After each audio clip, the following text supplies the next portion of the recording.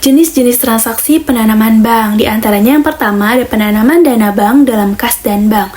Ini merujuk pada penyimpanan dana dalam bentuk kas atau uang tunai dan saldo rekening di bank lain.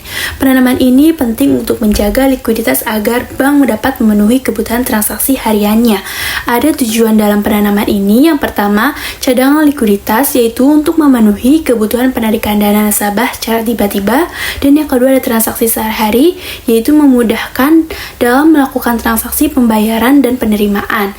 Ada jenis-jenisnya juga, yang pertama yaitu kas atau uang tunai yang disimpan di dalam brankas bank, dan yang kedua ada giro atau rekening koran yang memungkinkan nasabah melakukan berbagai transaksi perbankan. Lalu yang kedua ada penanaman dana bank dalam giro Bank Indonesia. Giro adalah jenis rekening yang memungkinkan bank untuk menyimpan dana di Bank Indonesia.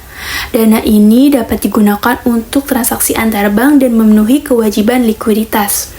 Dana yang ditetapkan di Giro Bank Indonesia ini merupakan kewajiban bank terhadap Bank Indonesia. Ada tujuan dalam penanaman ini, yang pertama yaitu cadangan wajib minimum atau CWM, di mana memenuhi persyaratan yang ditetapkan oleh Bank Indonesia sebagai cadangan minimum yang harus dimiliki oleh bank.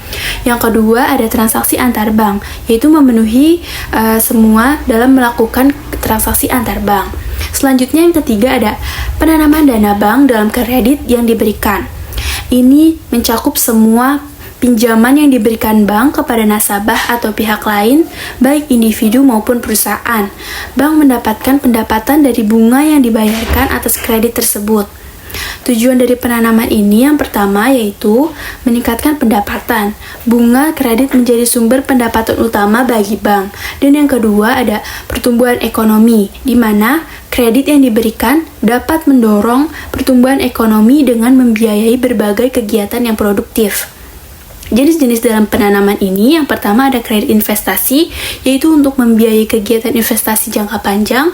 Yang kedua ada kredit modal kerja, untuk membiayai kegiatan operasional sehari-hari. Dan yang ketiga ada kredit konsumsi, untuk membiayai kebutuhan konsumsi masyarakat. Dan yang terakhir ada penanaman dana bank dalam surat berharga. Surat berharga ini mencakup instrumen investasi seperti obligasi dan saham. Bank memiliki surat berharga untuk mendapatkan imbal hasil yang lebih tinggi serta diversifikasi investasi. Tujuan dalam penanaman ini yang pertama adalah diversifikasi investasi, di mana membagi risiko investasi ke berbagai jenis aset. Lalu yang kedua menghasilkan pendapatan, di mana mendapatkan keuntungan dari selisih harga jual dan harga beli surat berharga atau dari kupon obligasi. Jenis-jenis dalam penanaman ini yang pertama ada saham, yaitu bagian kepemilikan dalam suatu perusahaan, dan yang kedua ada obligasi atau surat utang jangka panjang yang diterbitkan oleh pemerintah atau perusahaan, dan yang ketiga ada surat berharga pasar uang atau SBPU, yaitu instrumen utang jangka pendek yang diterbitkan oleh pemerintah atau perusahaan. Untuk materi selanjutnya, saya akan menjelaskan mengenai transaksi penanaman dana bank dalam kas dan bank. Penanaman dana bank dalam kas dan bank berarti dana yang ditempatkan oleh bank dalam bentuk kas atau di rekening bank lain. Transaksi ini bisa melibatkan penyetoran atau penarikan dana dari rekening bank. Penempatan dana dari rekening kas dan bank berfungsi untuk menjaga likuiditas bank. Contoh dari transaksi ini misalkan, Bank XYZ cabang Jakarta mengirimkan uang tunai ke rekening Bank XYZ cabang Medan sebesar 5 miliar rupiah sebagai bagian dari penanaman dana untuk likuiditas. Untuk perjurnalan cabang Jakarta adalah debit RAK cabang Medan sama dengan 5 miliar rupiah, di kredit kas 5 miliar rupiah. Sedangkan untuk jurnal cabang Medan, debit kas 5 miliar rupiah dan kredit RAK cabang Jakarta 5 miliar rupiah. Dan selanjutnya saya akan menjelaskan mengenai transaksi penanaman dana bank dalam Giro Bank Indonesia. Giro BI adalah salah satu bentuk penanaman dana bank di Bank Indonesia untuk memenuhi kewajiban pemenuhan giro wajib minimum atau GWM. Bank wajib menempatkan dana tertentu dalam bentuk giro di BI untuk menjaga stabilitas sistem perbankan. Dana pada Giro BI merupakan penyediaan likuiditas.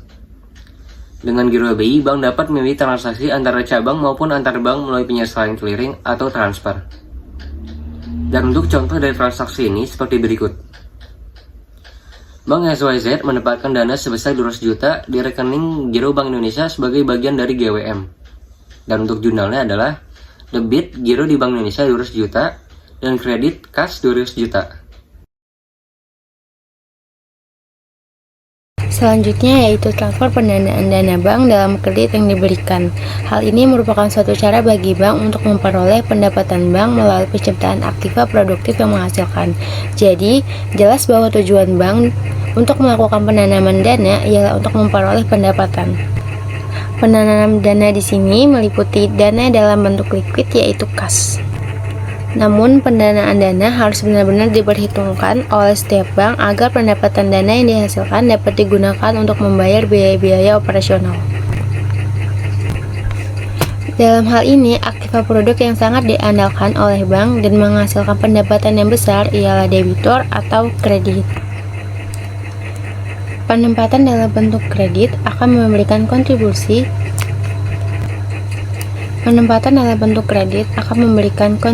pendapatan bunga bagi bank.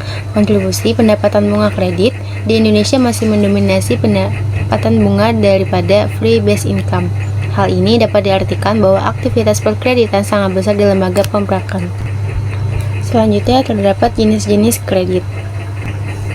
Yang pertama ada kredit investasi. Kredit ini jangka menengah atau panjang yang diberikan kepada debitur untuk membiayai barang-barang modal dalam jangka modernisasi, perluasan, dan pendirian proyek baru. Selanjutnya ada kredit modal kerja. Fasilitas kredit jangka pendek yang diberikan dalam mata uang rupiah maupun valuta asing untuk membiayai kebutuhan modal kerja yang habis dalam satu siklus usaha dengan jangka waktu maksimal 1 tahun. Terus yang ketiga, ada kredit profesi, yaitu kredit yang dialokasikan kepada kelompok profesional seperti dokter, pengacara, guru, dan angkutan untuk menunjang profesi usahanya. Dan juga kredit bisa digunakan untuk kredit modal kerja, kredit konsumsi, dan juga kredit investasi. Kredit juga mempunyai jangka waktu, yaitu kredit jangka pendek, jangka menengah, dan jangka panjang. Dalam jangka pendek ini maksimal 1 tahun, kalau misalkan jangka menengah itu 1-3 tahun, dan jangka panjang itu lebih dari 3 tahun. Dan selanjutnya ada prosedur bank dalam pemberian kredit kepada debitur. Yang pertama itu ada terima permohonan, yang kedua itu ada checklist kelengkapan dokumen, yang ketiga itu ada wawancara. Selanjutnya ada melakukan analisis ekonomi, pengumpulan dan pengecekan data. Yang kelima ada membuat memorandum analisis. Yang keenam ada melakukan penilaian jaminan. Yang terakhir itu ada pemutusan oleh bank. Dan selanjutnya ada contoh transfer penanaman dana bank dalam kredit yang diberikan. Jadi contohnya itu seperti ini. Dan untuk pengerjaannya itu seperti ini. Untuk debitnya ada kredit yang diberikan sebesar 250 juta. Lalu ada kreditnya yaitu rekening administrasi di kredit yang telah disetujui sebesar 250 juta. Sedangkan untuk perhitungan provisi kredit dicatat untuk debitnya yaitu giro dari debitur, untuk kreditnya pendapatan provisi kredit. Sehingga untuk debitnya giro dari rekening PT Anggun Jaya sebesar 6.550.000, untuk kreditnya pendapatan provisi kredit sebesar 1.500.000, untuk kreditnya persediaan formulir berharga sebesar 50, untuk kreditnya rekening giro dari Tuan Sujaka sebesar 5 juta. Lalu ada transfer penanaman dana bank dalam surat berharga, yaitu instrumen-instrumen yang ada dalam pasar uang. Penanaman ini bersifat sementara dan dimaksudkan untuk dijual kembali setelah diproyeksikan adanya keuntungan dari surat berharga tersebut. Nah, karena sifatnya sementara, jadi dalam surat berharga ini harus mempunyai sifat-sifat seperti ini. Yang pertama harus mempunyai pasaran yang dapat diperjualbelikan dengan segera. Yang kedua dimaksudkan untuk dijual dalam jangka waktu dekat bila terdapat kebutuhan dana untuk kegiatan umum perusahaan. Yang ketiga tidak dimaksudkan untuk menguasai perusahaan lain. Poin ketiga tadi berbeda dengan penyertaan jangka panjang yang tujuannya adalah untuk menguasai perusahaan lain. Pada penyerahan sementara ini dimaksudkan hanya untuk mendapatkan dana berlebih yang belum dapat disalurkan ke dalam sektor yang menguntungkan yang menjadi usaha utama suatu bank. Selanjutnya, terdapat jenis-jenis surat berharga. Yang pertama ada surat yang berlaku dalam pasar uang, yang kedua ada wesel, yang ketiga ada obligasi, yang keempat ada saham, dan yang kelima ada sekuritas kredit. Dan berikut ada contoh dari surat berharga. Untuk debitnya ada investasi surat berharga, kreditnya kas, jumlahnya 100 juta. Selanjutnya di debit lagi ada beban transaksi, akun kreditnya kas, jumlahnya 500. Definisi GWM. Giro wajib minimum adalah suatu ketentuan yang mengharuskan bank-bank komersial untuk menyimpan sebagian dari dana pihak ketiga yang mereka himpun dalam bentuk saldo rekening giro di Bank Indonesia. Dengan kata lain, GWM adalah semacam simpanan wajib yang harus disetor bank kepada Bank Indonesia. Besaran GWM ini ditetapkan oleh BI sebagai persentase tertentu dari total DPK yang dimiliki oleh bank. Tujuan utama giro wajib minimum yang pertama ialah menjaga stabilitas sistem keuangan, di mana hal ini mencegah bank run atau penarikan dana secara massal, yang tentunya dapat memicu krisis keuangan. Yang kedua ialah mengontrol jumlah uang beredar, di mana hal ini dapat mencegah inflasi dan juga menstabilkan nilai rupiah. Yang ketiga ialah mendukung kebijakan moneter, di mana hal ini dapat menjaga likuiditas sistem perbankan. Fungsi-fungsi giro wajib minimum.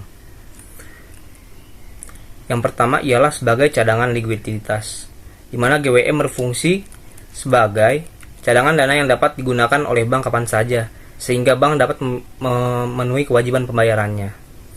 Yang kedua ialah sebagai alat pengendalian kredit, di mana dengan menaikkan GWM, BI dapat mengurangi kemampuan bank untuk menyalurkan kredit, sehingga dapat mengendalikan pertumbuhan kredit yang terlalu cepat. Yang ketiga ialah sebagai alat pengendalian inflasi. Sebagaimana yang sudah saya jelaskan tadi, GWM dapat membantu mengendalikan inflasi dengan cara mengurangi jumlah uang yang beredar di masyarakat. Yang keempat, sebagai alat pendukung stabilitas sistem keuangan. GWM berperan penting dalam menjaga stabilitas sistem keuangan secara keseluruhan, baik dalam jangka pendek maupun juga jangka panjang. Bagaimana dengan persentasenya? Rasio kewajiban GWM primer sebelumnya yakni 6,5% dari dana pihak ketiga dan wajib dipenuhi secara harian. Pada praktiknya, terdapat dua komponen, yaitu GWM wajib dipenuhi secara harian sebesar 5% dan juga 1,5% dari rata-rata DPK 2 minggu atau masa laporan tertentu.